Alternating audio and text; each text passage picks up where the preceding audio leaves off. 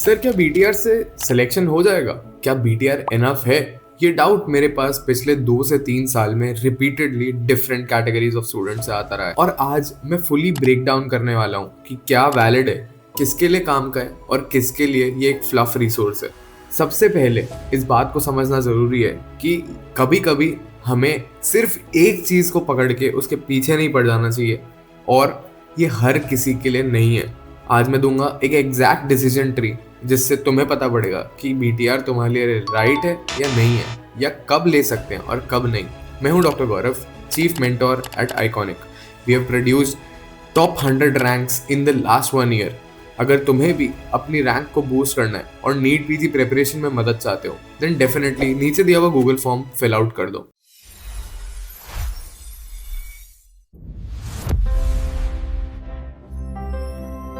सबसे पहले हम एक लाइन में समझेंगे, जो बीटीआर है वो काफी पीवाईक्यू हेवी रिसोर्स है। इसमें मोस्ट ऑफ द टॉपिक्स जो पिछले 4 से 5 साल में पीवाईक्यूज में पूछे गए हैं वो कवर किए गए हैं। तो हमें किस चीज पर ध्यान देना है, कैसे इस टूल को अच्छे से यूटिलाइज करना है, इस वीडियो के लिए अपने पास एक पेन और कॉपी रख लो, so that you are able to note down the important points that I am saying today. सबसे पहले तुम्हें यह समझना है कि बीटीआर क्या नहीं है। ठीक है, पूरे फर्स्ट रीड का रिप्लेसमेंट बीटीआर नहीं है। BTR is a revision tool जो तुम्हें कंसाइज करने में बहुत ज्यादा मदद कर सकता है। Long subjects like medicine, surgery, obs gynae, patho, अगर तुम इन्हें फर्स्ट टाइम रीड कर रहे हो तो बीटीआर से इतना अच्छे से समझ में आना थोड़ा सा मुश्किल है। तो कौन लोग बीटीआर पे एग्जैक्टली रिलाई कर सकते हैं? इंटर्न्स हैं, रिपीटर्स हैं, जिन्हें लगता है कि उन्होंने अपने first, second, third, fourth year में थोड़ी बहुत तैयारी करी है, जिनके बेसिक्स और कोर ठीक है। नंबर 1, अंडरस्टैंड करो कि तुमने अगर फार्मा को शानबाग से पढ़ा है, अगर पैथो के लिए छोटी मोटी क्वेश्चन आंसर वाली बुक्स यूज करी है, अगर मैथ्यूज से मेडिसिन पढ़ी है, सिर्फ एग्जाम से 10-15 दिन पहले तुम किताबें उठाते थे और चीज़ों को क्वेश्चन आंसर फॉर्मेट में पढ़ के एग्जाम देकर आते थे और बेयरली पास हो जाते थे, देन अगर तुम्हें लग रहा है कि तुम बीटीआर से टॉप 1000 या 2000 रैंक्स में आ जाओगे, ये थोड़ा सा डिफिकल्ट है। इसलिए ऐसा क्योंकि आजकल जो नीट पीजी का पेपर आता है उसमें कंसेप्ट हैवी टॉपिक्स बहुत ज़्यादा पूछे जा रहे हैं। भले ही टॉपिक्स सिमिलर रह रहे हैं, भले ही टॉपिक्स पीवाईक्यू टॉपिक्स रिपीट हो रहे हैं, लेकिन हमें ये समझना बहुत ज़्यादा ज़रूरी है कि जो ऑप्शंस पूछे जा रहे हैं वो वेरी क्लोज टुगेदर है। अगर पहले तुम्हें अपेंडिक्स से रिलेटेड बेसिक क्वेश्चंस पूछे जाते थे, जैसे कि साइन एंड सिम्टम पर, अब वो क्वेश्चन आगे बढ़ बढ़ के इंसिजन तक पहुंच गए। ठीक है, तो अब जो है 3 लेवल क्वेश्चनिंग हो रही है। ठीक है, एनाटॉमी, सर्जरी, इन सब का इंटीग्रेशन हो रहा है। इस इंटीग्रेशन के लिए तुम्हारे कंसेप्ट वीक नहीं हो सकते, हमें अपने कंसेप्ट पे डेफिनेटली काम करना पड़ेगा। और जो लोग बीटीआर ओनली पे रिलाई करने वाले वो होने चाहिए इंटर्न्स और पोस्ट इंटर्न्स, जिनने अपना कोर पढ़ लिया है, मेन नोट्स की रीडिंग हो चुकी है, या कहीं ना कहीं हमने एमबीबीएस में ढंग की किताबों से पढ़ाई करी थी और हमारे कॉन्सेप्ट स्ट्रॉन्ग है। अब बीटीआर अगर तुम सिर्फ कर रहे हो तो इसको किस चीज के साथ कॉम्प्लीमेंट करोगे? जीटी साथ में वीकली देना चालू कर दो, ताकि 2 से 3 रिविजन लूप्स में तुम जीटी में से सीखा हुआ जितना भी कंटेंट है उसको बीटीआर के अपने नोट्स में ऐड कर पाओ, और लास्ट में तुम्हारे पास नई चीजें आना खत्म हो जाए। अगर तुम ऐड नहीं कर रहे हो और सिमिलर मिस्टेक्स को रिपीट कर रहे हो, then it would be very difficult. अपनी माई नोटबुक को जरूर बना लेना। माई नोटबुक कैसे बनानी है, इसमें क्या क्या इंक्लूड करना है, इसका एक डिटेल्ड वीडियो मैंने ऑलरेडी अपने चैनल पर डाल दिया है, उसको रेफर जरूर कर लेना। मैं लिंक डिस्क्रिप्शन में फिर से मेंशन कर दूंगा। किसको बीटीआर पे डेफिनेटली रिलाई नहीं करना चाहिए? अगर तुम्हारा फर्स्ट सीरियस अटेम्प्ट 2026 है और तुम्हारे बेसिक्स बिल्कुल वीक है, तुमने पढ़ाई नहीं करी है, जैसे मैंने बोला तुमने शानबाग जैसी किताबों से अपना first, second, third, fourth year में सब्जेक्ट्स पढ़े, सेम्बोलिंगम जैसी किताबों से अपना फिजियोलॉजी पढ़ा है, तो अगर तुम सीधा बीटीआर पे करके सोचोगे कि तुम्हारी रैंक टॉप 1000, टॉप 2000 में आ जाए, तो काफी डिफिकल्ट रहेगा ये चीज। जिनको मेडिसिन, फार्मा, पैथ के कॉन्सेप्ट गैप्स हैं उनके लिए थोड़ा डिफिकल्ट रहेगा। जो सिर्फ वीडियोस देखते हैं उनके लिए भी थोड़ा डिफिकल्ट रहेगा। तुम्हें कॉन्सेप्ट्स आने चाहिए। एमसीक्यू और जीटी की प्रैक्टिस हमें डेफिनेटली करनी पड़ेगी।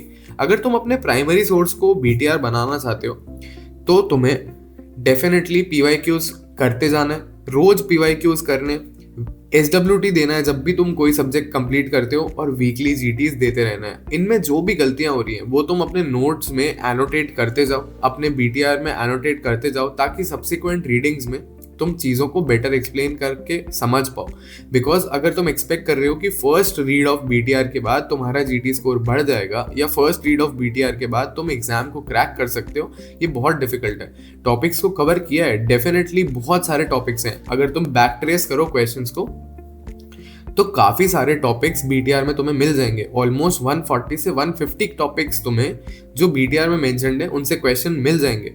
बट तुम्हें अंडरस्टैंड करना है कि तुम सिर्फ उतनी सी पीस ऑफ इंफॉर्मेशन जो उसके अंदर दी गई है उससे एग्जाम को क्रैक कर सकते हो या क्वेश्चन को सॉल्व कर सकते हो। ऐसा नहीं होगा, क्योंकि तुम्हें बेस नॉलेज रिक्वायर्ड है उन क्वेश्चंस को क्रैक करने के लिए। डेफिनेटली बैक ट्रैक करके तुम सारे क्वेश्चंस को ट्रेस बैक कर सकते हो BTR पे, बट क्या सिर्फ उतने से हो जाएगा? नहीं। अगर तुम सिर्फ उतनी सी इंफॉर्मेशन जानते हो तो क्या तुम एग्जाम क्रैक कर पाओगे? शायद नहीं।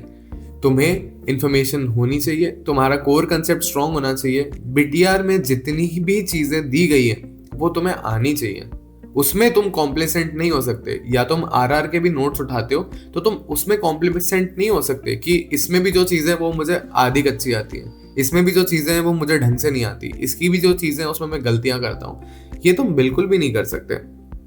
अगर प्राइमरी सोर्स तुम्हारा मेन नोट्स था, या तुमने कहीं और से पढ़ाई करी है जहाँ पे तुम्हारे पास डिटेल्ड नोट्स हैं, एक रीडिंग होने के बाद तुम BTR पे शिफ्ट कर सकते हो। अब जब तुम BTR पे शिफ्ट करोगे तुम्हें बहुत सारी चीजें ऐसी लगेंगी कि ये इंपॉर्टेंट है, PYQ बेस्ड है, PYT बेस्ड है, बट मेरे BTR के अंदर नहीं है। उन सारी ही चीजों को तुमको BTR में एनोटेट करके इंक्लूड करके अपने BTR को एक्सपैंड करना है। BTR की टॉपिक या कॉपी थोड़ी धीरे धीरे करके बड़ी होनी चाहिए, ठीक है। साथ में माई नोटबुक को भी मेंटेन करना है। GTs देना बहुत इंपॉर्टेंट है। जब तुम अपनी फर्स्ट रीड खत्म कर लेते हो या अपना फर्स्ट रिवीजन खत्म कर लेते हो, तुम्हें टेस्ट एंड डिस्कशन या एग्जाम एंड डिस्कशन जैसी किसी एक चीज को कर लेना है, ताकि तुम्हें एग्जैक्टली पता पड़े कि क्वेश्चंस को कैसे अप्रोच किया जाता है, क्या कीवर्ड्स हैं। उन कीवर्ड्स को पकड़ने के लिए तुम्हें इनफ GT और क्वेश्चन की प्रैक्टिस लगेगी। GT देने से तुम्हें 3.5 घंटे बैठने की आदत पड़ती है, जो बहुत ज़्यादा ज़रूरी है एग्जाम को क्रैक करने के लिए। जब तुम शुरू के 3-4 GTs देते हो और तुम्हारा स्कोर नहीं आता, इस बात को समझ के रहो कि ये GT देने की प्रैक्टिस हम स्कोर देखने के लिए नहीं कर रहे हैं। तुम ये समझो कि जितना सीरियसली तुम स्कोर को ले रहे हो, क्या उतना सीरियसली तुमने GT दिया था? ये तुम्हारा पहला या दूसरा GT था, या तुम्हारा तीसरा या चौथा GT था। अभी तो तुम्हें 3.5 घंटे बैठने की आदत ही नहीं है। जब तुम्हें 3.5 घंटे बैठने की आदत पड़ेगी, उसके बाद तुम्हें 3.5 घंटे बैठ के दिमाग चलाने की आदत पड़ेगी। तो ये चीजें टेक्स टाइम, इसीलिए स्टार्ट गिविंग GTs अर्ली। ऐसा मत सोचो कि मेरी जब फर्स्ट रीडिंग खत्म होगी तब मैं GT देना चालू करूंगा। इन सारी गलतियों से तुम बहुत लेट हो जाते हो अपनी GT प्रैक्टिस में, और जब तक तुम्हें रियलाइज होता है तब तक बहुत लेट हो चुका होता है। बहुत सारे लोग एग्जाम देने के बाद पीछे आकर बोलते हैं कि सर मैंने GT दिए ही नहीं थे। अब सिर्फ एक रिपीट अटेम्प्ट लग रहा है अपनी इस एक मिस्टेक पर, जो 1000 लोग और 1000 यूट्यूबर 1000 मेंटोर बोल चुके हैं कि भाई ये गलती मत करना। फिर भी लोग ऐसी गलती करते हैं। क्यों? क्योंकि ओवर घुस जाते हैं पढ़ाई करने में, और उन्हें लगता है कि मैं इंस्टेड ऑफ गिविंग GTs मैं एक सब्जेक्ट को पूरा रिवाइज कर लूंगा इतनी देर में।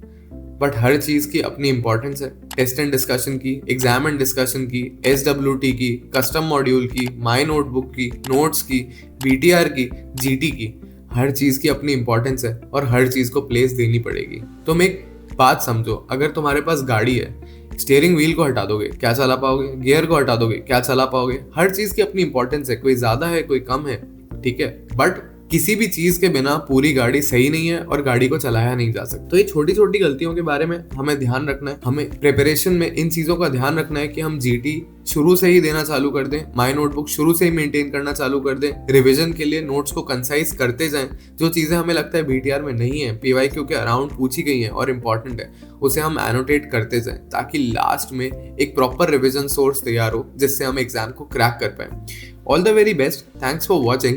अगर कोई भी डाउट्स है या मुझसे कुछ भी बात करना चाहते हो, एग्जाम प्रिपरेशन के बारे में, इंटर्नशिप के बारे में, रेसिडेंसी के बारे में, डेफिनेटली इस गूगल फॉर्म को फिल आउट कर दो, सो दैट मैं तुम पर रीच आउट कर पाऊँ और हम डिस्कस कर पाएं तुम्हारी प्रिपरेशन स्ट्रैटेजी। अगर कोई ऐसे सीनियर्स हैं जो इस वीडियो को देख रहे हैं और अपने जूनियर्स को या अपने साथ वालों को अपनी पुरानी गलतियों के बारे में कुछ चीजें बताना चाहते हैं, so please use the comment section for that. All the very best, thanks for watching, do like, share and subscribe to the channel.